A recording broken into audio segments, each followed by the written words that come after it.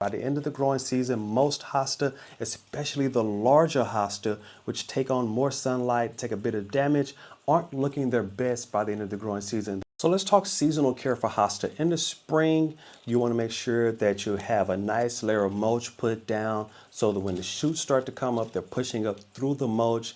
That tends to work really well with keeping those plants from having a lot of weeds or grass growing at the bottom of the base. In the summer, that's when you're going to have your most growth. The plants are going to be beautiful. They're going to flower for you, and they're going to look really great. By the fall, hosta can look a little rough around the edges. The leaves, which have been beat up by wind, especially if you live in a windy area, that's going to beat the leaves up pretty bad.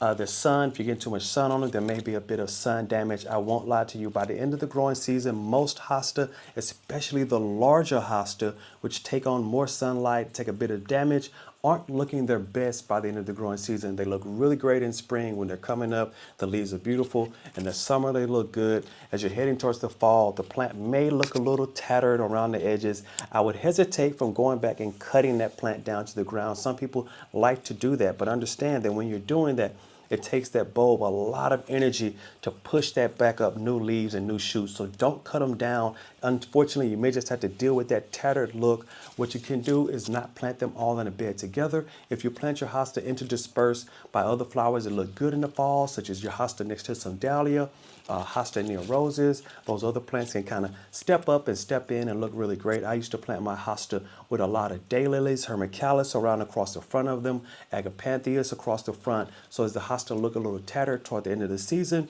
it wasn't as noticeable because those other flowers and other plants looked really good.